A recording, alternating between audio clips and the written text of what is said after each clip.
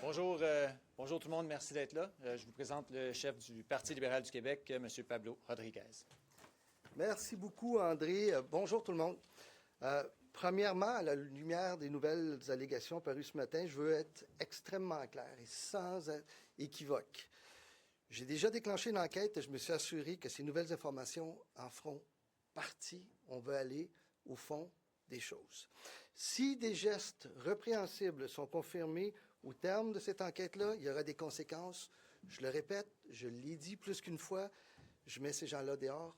Assez, c'est assez, et ils subiront toutes les conséquences prévues par la loi et les règlements. Des règles existent pour protéger notre démocratie et mon équipe s'y est conformée pleinement.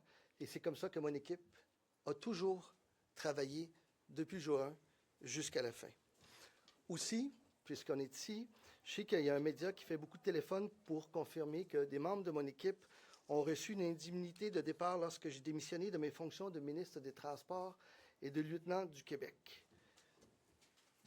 Quand un ministre démissionne ou quand un membre du personnel politique décide par lui-même de quitter, il y a des indemnités de départ qui leur reviennent. C'est normal. Que les membres de mon cabinet m'aient aidé ou non dans le cadre de la course à chefferie ont eu une indemnité discrétionnaire. C'était la même chose pour tout le monde. On a suivi toutes les règles, incluant les règles du Conseil de Trésor. C'est indiscutable. Ce sont des pratiques qui sont normées, elles sont prévues, elles sont inscrites, elles sont dans la loi. Et il y a aussi des pratiques qui sont similaires ici à Québec.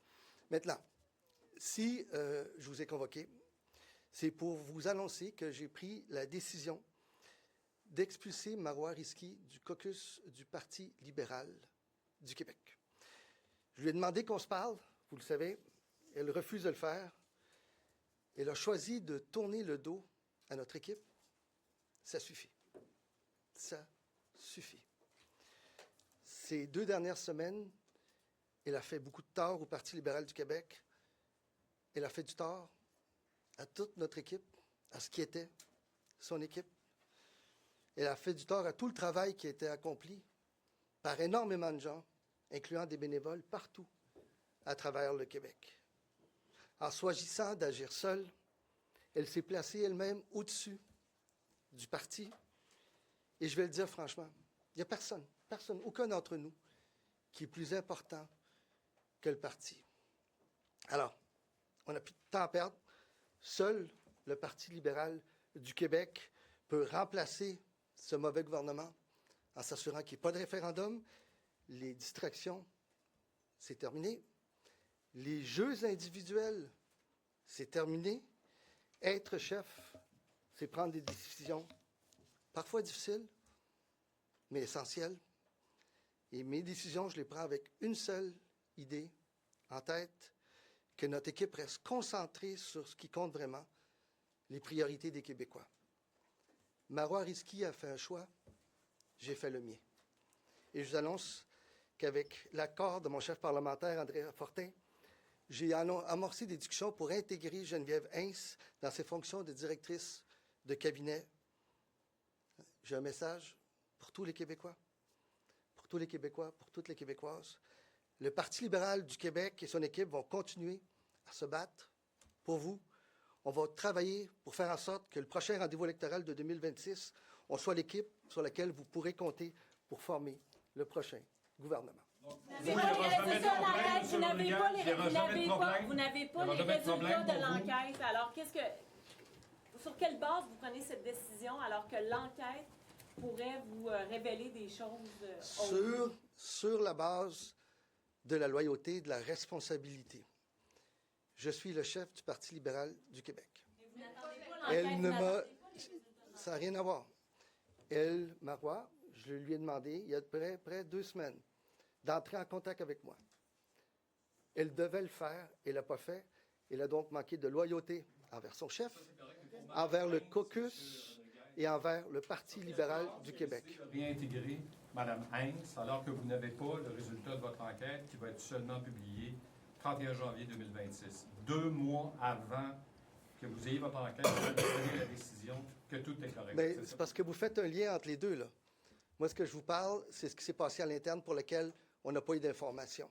De quelle Pour lequel information? Moi, ce que je vous dis, c'est que j'ai amorcé la discussion pour savoir si elle serait intéressée à revenir. Elle m'a dit, laisse-moi y réfléchir. Vous le savez, c'était un moment difficile pour elle. Mais ma décision d'aujourd'hui porte sur une absence de loyauté envers le chef par Mme Risky, envers son caucus, envers l'équipe et envers le parti. Monsieur Rodriguez, est-ce que vous annoncez ça aujourd'hui? Annoncez-vous ça aujourd'hui pour détourner l'attention? Votre enquête ne porte pas du tout sur le départ de Mme Heinz. Pour vous, il n'y a aucune enquête ne porte pas sur le départ de Mme Heinz, ni sur ce qui est arrivé avec Mme Risky.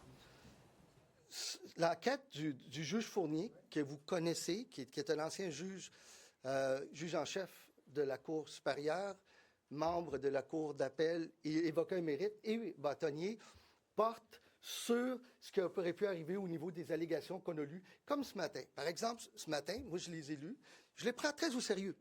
Très au sérieux. Et comme les autres allégations, elles ont été déjà transmises. Pour des activités partisanes, ça, c'est en dehors du spectre de l'enquête de M. Fournier. Bien, ça concerne le commissaire à l'éthique. Il y a des discussions entre le chef parlementaire et le commissaire pour s'assurer que tout est correct. Bien, c'est des discussions qu'il y a entre eux. Mais il n'y a pas d'enquête du commissaire à l'éthique. Il y a des discussions entre notre équipe et le commissaire pour s'assurer que tout ce qui est fait correctement. C'est pas imprudent, M. Rodriguez, de ne pas avoir les recommandations de ce commissaire à l'éthique-là et de réintégrer Mme Heinz. Bien, on verra pour la suite. Mais moi, j'ai rien devant moi qui me dit qu'il y a quelque chose de mal qu'elle ait fait. Comment est-ce qu'on peut renvoyer quelqu'un comme ça? Dans le cas de Mme Heinz, elle a dit à Mme Risky, je vous donne la permission d'en parler. Elle l'a dit verbalement et elle l'a dit par écrit. Elle s'attend à ce qu'elle en parle. De quelle distraction Mme Risky est-elle responsable? Vous dites les distractions, c'est terminé. De quelle distraction Mme Risky est-elle responsable? Parce que les allégations de textos, tout ça... Ce que je dis, c'est que là, on parle de la division au sein du parti. On parle de ce qui concerne Mme Risky. On parle du fait qu'elle ne revient pas à son chef. Aujourd'hui, ma décision porte uniquement et strictement sur le fait qu'elle avait le devoir, l'obligation de répondre à son chef, de répondre à son caucus, à ses collègues qui étaient sur le champ de bataille avec elle, et elle a manqué à cette obligation, elle a manqué de loyauté. Qu'advient-il de M. Kelly? Qu'advient-il de M. Kelly? Qu'advient-il de M. Kelly, le conjoint de Mme Risky? J'ai écrit à M. Kelly hier soir, quelqu'un que j'apprécie beaucoup, en lui disant que je sais qu'il y a plusieurs membres de l'équipe qui sont en contact avec lui. C'est une équipe, c'est une famille. D'où le problème qu'elle ne me soit jamais revenue ni à moi, ni au caucus. Et ce que j'ai dit à Greg, c'est que tout ceci est très difficile pour lui, je le comprends. Quand il va vouloir en parler, on va en parler. Et que tout ceci ne change en rien sa relation avec moi. Il n'a rien à voir là-dedans. Il est venu au caucus, vous l'avez invité. Ah, il reste au caucus? Oui, Il reste au caucus? Est-ce que vous pouvez... Pourquoi est-ce qu'il serait puni? Pourquoi il serait puni? Parce que... Il ne pas dans une position de conflit d'intérêts, étant donné que vous avez expulsé c'est une son décision conjoint.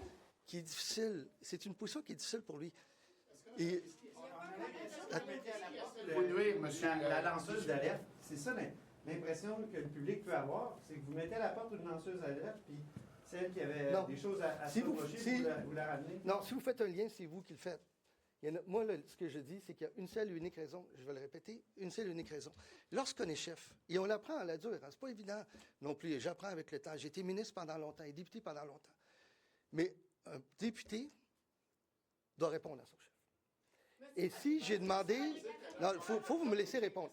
Et si un chef convoque le député, et j'ai laissé beaucoup de temps, je pense qu'on peut s'entendre là-dessus, mais si elle ne revient pas à son chef, à ce moment-là, c'est un manque de loyauté envers son chef, envers son équipe et envers le parti et ses bénévoles.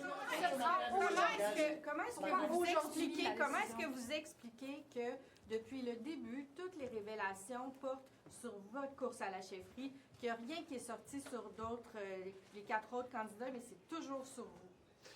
Moi, je n'ai pas d'explication, mais c'est pour ça qu'on a nommé une enquête. Et par exemple, vous posez les questions sur ce qui est sorti ce matin, ça, ou l'autre jour. Le juge, à ce moment-là, est dirigé pour aller au fond des choses.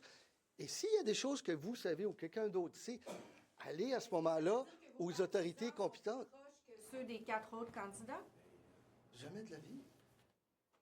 Et ça, excusez-moi, mais ça, c'est attaquer l'intégrité d'un paquet de bénévoles qui n'ont rien fait. Moi, je peux garantir l'intégrité de toute mon équipe rapprochée. À tout temps. À tout temps. S'il y a deux personnes dans le coin, et tout parti, toute campagne est sujette à ça, si deux personnes se parlent et font des trucs ensemble, moi, je veux le savoir. Je suis la première personne au monde. Vous pensez que vous voulez le savoir? Imaginez comment moi, je veux le savoir. C'est là qu'on fait des choses croches parce que je veux qu'ils payent.